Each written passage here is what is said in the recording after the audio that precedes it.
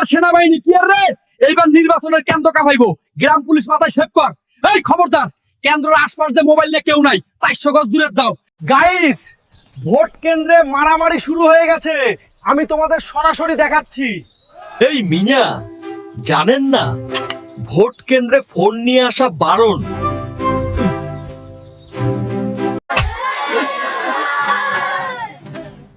এই, তোমরা ভোট কেন্দ্রে মারামারি কেন করছো?